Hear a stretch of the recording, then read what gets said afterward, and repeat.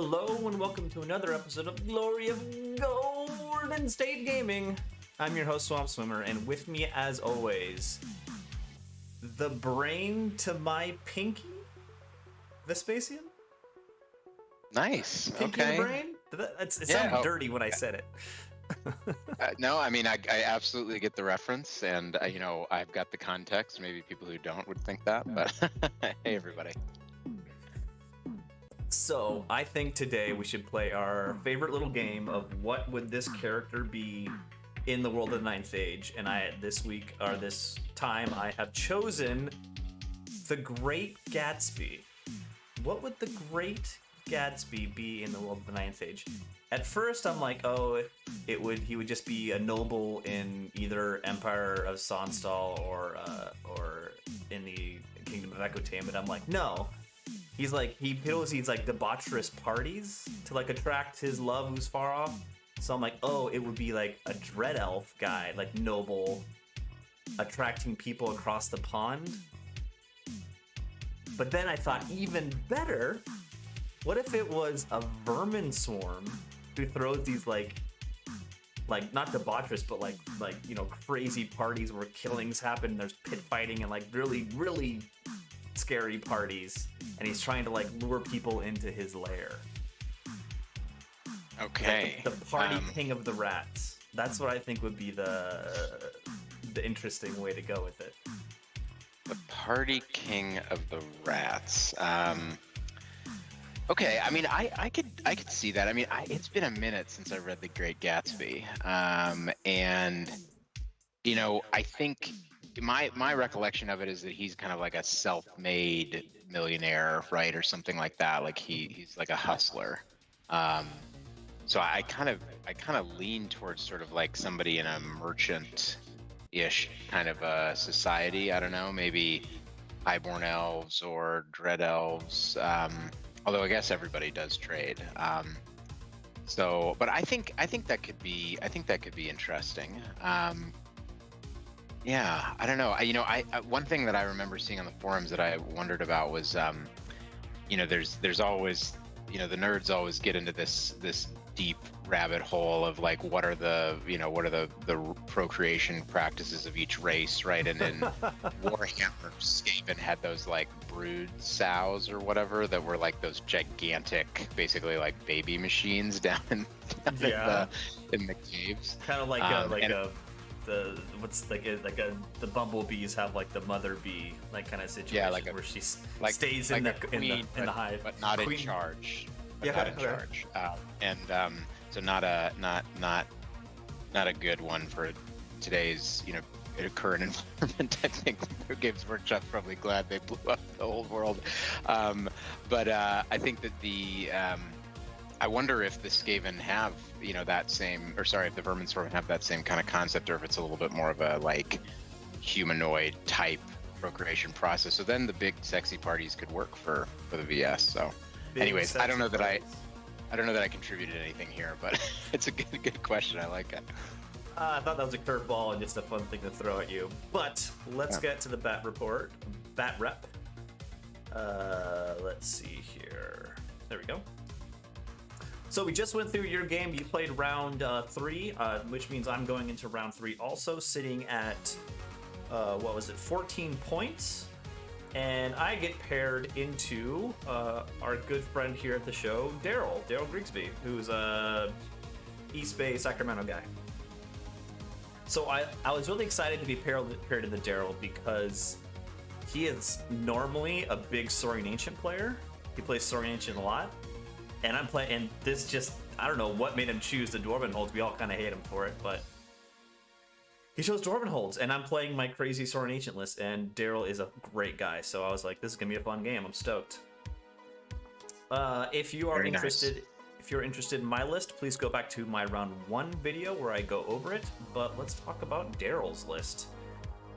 So he's got the King General on the War Throne with the Rune of Destruction, Rune of Precision, Rune of Might, and 2 runes of shielding. So basic, just a real killy king, like as usual. Destruction is the D3 wounds?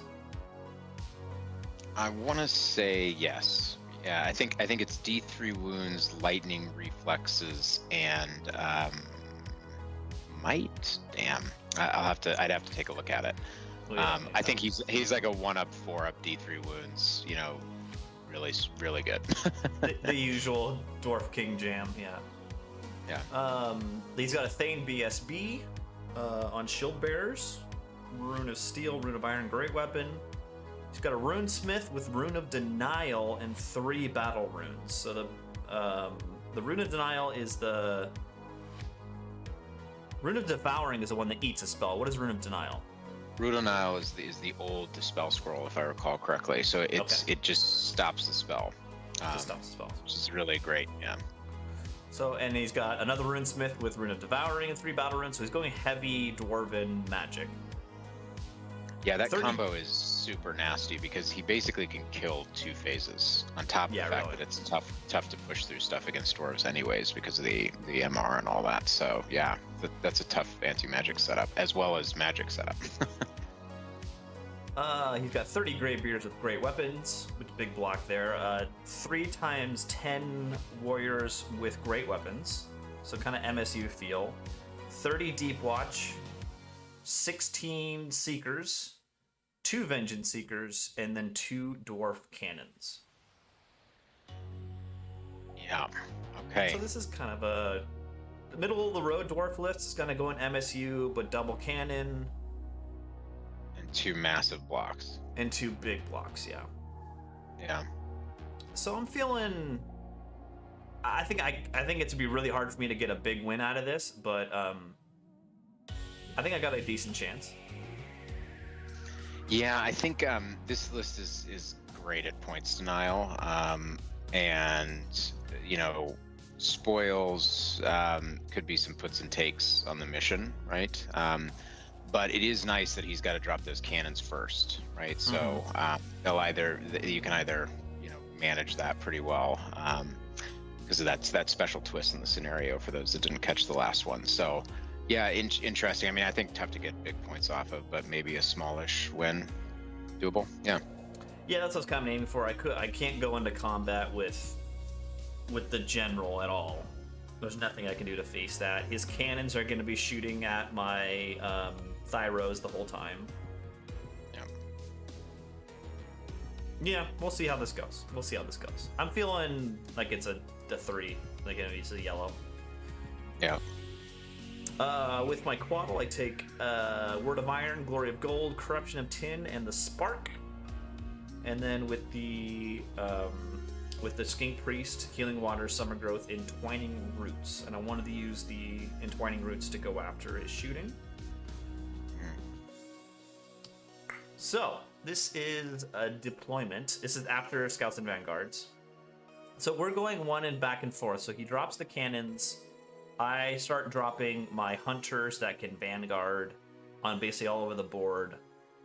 And it gets to 3, and he decides to drop first, if I remember correctly. Hold on one. No. I drop everything to go first. So I'm spread out. He's dropped the cannon and a few of his small units. And then I throw my 2 big blocks way over on the left of this impassable. And my objective was to him to scrunch all the way over and castle on the left. And that way, I don't really want to get in combat with. This is the Deep Watch with the King, this unit here. I basically didn't want to get in combat with it. So I was thinking if he put him over here, I could run back around the backside of the impassable and kind of play keep away. And if not, then I could stay over here. That was the plan. So he drops and he goes. Let me go over my list for this. Skink Blunders on the far left here. I've got my Quaddle with the Temple Guard. Thank you. Temple Guard with the Skink Bows in front of them, and then a unit of Skink Hunters that Vanguarded in front of them from over on the left. Other side of the impassable, I've got the 2 Thyros with my just Javelin unit to go up toward the objective in the center. And then I've got, these are the 2 Chameleons that scouted here. Skink Bows on the far right to go after this objective. and another unit of the hunters that were here in the forest, and then vanguarded up to where they are there. And then he dropped left to right the seekers, the small unit, the 2 cannons are in the forest, another small unit. This is the deep watch with the king. This is the clan warriors with the great weapons. And then way on the far right is another small unit with both of the, what should we call it? The Vengeance Seekers. Vengeance Seekers, the Seeker Chaff guys. And I'm trying to remember where his BSB. His BSB was in the big unit also. He put his characters in there. So did you drop that central brave unit? So he's back 20 inches from that central brave unit with the clan warriors. You're exactly right. I think I put that far up as I could to push him off the center objective because I had first drop. Yeah, interesting. Okay, so you're 8 off of that. And then so basically he's leaving his line weak to my right hand side. So over here where there's just the small unit with the 2 Vengeance Seekers, I basically put both the Chameleons and this Hunter unit. They're gonna go just immediately poison the bejesus out of these guys. Yeah. That was my plan, and then to circle back around and try to get through this unit in the center. Got it. Okay. If they can't get through him, then I'm gonna throw a Thyro into him. That's what I was thinking. And then over on the left, I don't want none of that, so I'm just gonna run away from it. Yeah, fair. Okay. Interesting. You know, the counter thrust combined with spoils is interesting because it lets a lot of units hit the spoil turn 1 with a movement, which wouldn't otherwise be able to with a more traditional 12-inch deployment. So right now, you can touch that spoil with those Braves and only give them a 9 charge of those warriors on 2d6. I don't know how you'll play it, but yeah, that sets up some very interesting, opportunities for you to grab the objective early. Cool. Okay. I noticed that too, but I decided not to take that risk. All right. Well, here we go. So on my first turn, I basically swarm the units over to the right here with all my poison shooting and the regular bow shots, and then I just turn the units down here to go back around the impassable. Both of my Thyros are hiding from his cannons because he put them in both one spot, so I'm not going to get cannoned, which is great. And yeah, I get off Spark of Creation on the cannon and do 1 wound. Big deal. And then in the shooting phase, this is 90 poison shots. I kill all 10 of the warrior unit and 1 of the Vengeance Seekers. Wow. Goodbye. Yeah, that's crazy. Okay, cool.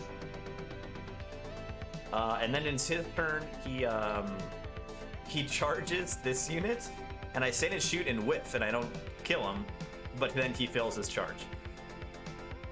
So I think I'm lucky there, because if he gets into that unit, he'll kill the whole unit. Or I think he's lucky there, aren't you? It's 30 poison shots. Yeah, I should have killed him on the stand and shoot, but I should have killed him on the stand and shoot, but that's all right. So in his phase, he moves up basically everywhere. He moves up these the Great Weapon Warriors to go for the center token, and he basically moves up everything on the left.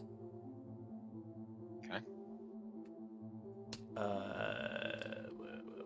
And then nothing happens because dwarf magic. There's really nothing. He doesn't take anything offensive, so nothing happens in the magic phase. And the shooting phase, he doesn't. Maybe kills 1 temple guard, but nothing crazy. Okay. So in my turn again, I continue to move right around the impassable here. 1 unit stays with the Vengeance Seeker to kill him, and then these 2 Chameleon units go after his Clan Warriors with the Great Weapons coming up the center, and also the Hunter unit that was here, that vanguarded to here, was able to move this far in between these 2 units, and I was free from being charged. 90 more poison shots. Okay. 90 poison shots into these great. They're 5-up armor save, toughness 4 dwarves. So. Okay. I get entwining roots on one of the cannons, which is nice. I kill the Vengeance Seeker with this unit. Yeah. And then poison shots, it looks like I kill 8. He was 30 to begin with, and there's probably a character in there, so now he's down to 18, 21. I So don't it looks think there like was 10. a character in there. I don't remember the character ever jumping out. His characters were somewhere else, so I can't remember where they were. Okay, so maybe 9. Okay. Pretty good. Let's see here. It gets Rune of Resistance. Doesn't work against poison. Well, I got poison. See, like all of his magic, I sidestepped all of his magic by avoiding combat with him, and I got poison shots. Wow. Okay. This isn't his magic. It looks like I forgot to take a picture of end of his movement, but he gets Rune Resistance on these guys also. So this is what he just continued to move up. He turns his big block to face this way toward the center because he sees me moving, so obviously he's going to go there. That's his movement phase. And shooting, he doesn't really do anything. And magic, he doesn't really do anything, and it's back to my turn. So in my turn, these skink bows here just move up to pick up the token on the far right. Also, his little unit here in the forest picks up the token on the left. He also moves up to take up the center token, and I basically swarm him with 1, 2, 3 poison shots plus the javelin guys. And there It looks like those camos over there too might have, a few of them might have 12. I can't remember if they're in range or not, but they moved as far as they could to get close to him. Yeah. Okay. So I take off that many. So he's down to 10 of originally 30, so another 11. Wow. Brutal. But he is in his turn. He is going to pick up the token. Yeah. Let's see here. This is just another picture of the same phase. So again, in his turn, nothing much he can do. He drops some magic on his big block, thinking I might shoot him, but it doesn't really matter to me. A cannon does hit this guy and brings him down to 2 wounds, does 3 wounds to him. And let's see here. He's moving up still with the Seekers on the left. I'm still shooting him at him with regular bows. My 2 units are coming up here. I throw the wounded Thyro into the charge arc of these guys. And you know what? In his turn, he charged this unit. Yeah, and I fled it because I realized I was getting too aggressive with them, and I needed to keep them alive to pick up the token that these guys will theoretically drop in a turn or 2. Yeah. So I fled, they survived. I forgot who charged them, though. I don't remember. They fled. And basically all I'm going to do here is just chaff this big unit forever. Okay. Makes sense. Again, in the shooting phase, I don't do as well as I want. Oh no, Spark of Creation kills a couple guys in this unit. And then shooting, this is the part that hurts. I get him down to 1 guy. Now, and I realize it's after I didn't kill this last guy in this unit in this round of shooting, he's going to turn that guy and move 3 inches to the left. If I would have killed that last guy, I could have dropped the token 3 inches to my right, and then it would have been exactly within 12 inches of these guys. And I think this was turn 4, or yeah, this was turn 3. So then in turn 4, I'd move on top of it. Or no, it's 4 and then 5. I shot him turn 4. Turn 5, I would have moved on top of the token and picked it up and won the secondary. But since that one guy survived, he could move away, then I kill him, then I drop it, and it was too far away to pick it up on the 5th turn, but move on top of it by the 5th turn. So basically at this point, I knew he had won the secondary, or knew we had tied the secondary. Okay. So yeah, disappointing, but it is what it is. So again, he moves off to the left, only 3 inches, because he doesn't have 4 ranks, so he can't march with a token, spoils token. He goes into my Thyro here and goes into my skinks on the far left here, the skink with bows. Of course, I rally these skinks here, but it doesn't really matter anymore. kills the Thyro, and that was in turn 5. In my turn, I move. I throw the other Thyro. No, that was in turn 4. I move the other Thyro, who got hit by a cannon also and is down by 2 wounds. I throw him as chaff in front of the big block. I move up everywhere here to hopefully kill both of these units. I can't remember if I do or not. I definitely kill the one guy in the center, drop the token, and I get them down to 2. I think he moves the 2 guys here to maybe survive and pick up the token, but I'm obviously going to shoot him next round. He goes into the Thyro here at the bottom. So on the left, he killed those skinks with bows with the Seekers, and then to my surprise, he turns and goes back around the other side of the Impassable. I thought he was going to go toward my Skink Blender.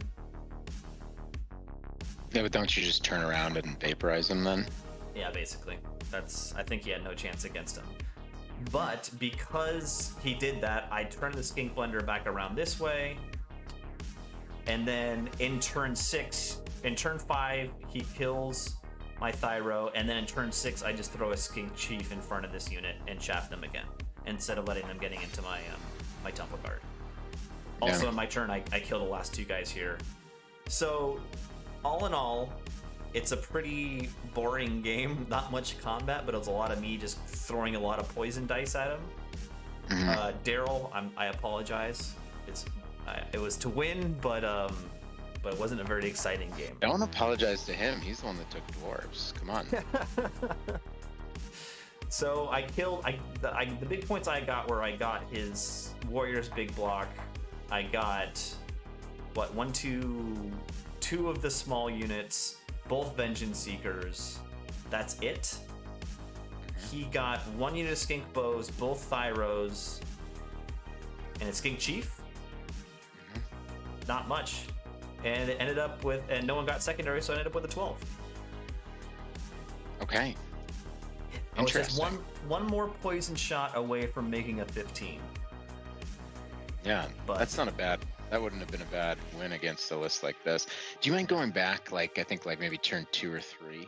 I just want to see something and kind of get an idea. This is after. Yeah, maybe like one turn further.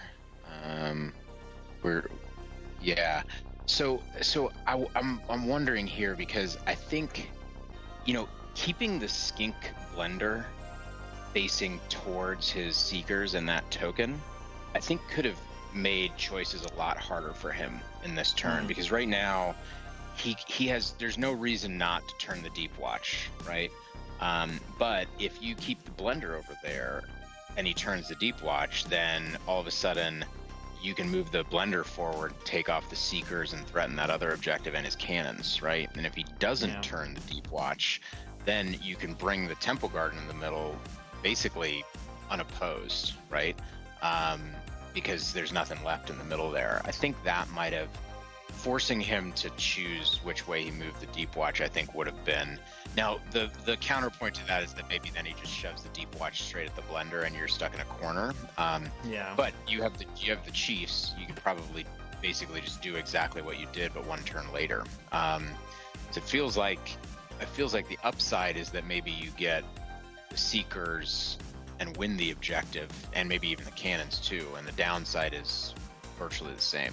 It seems like it could have been. No, it's a good point. I didn't think of that. That's a really good point. Yeah.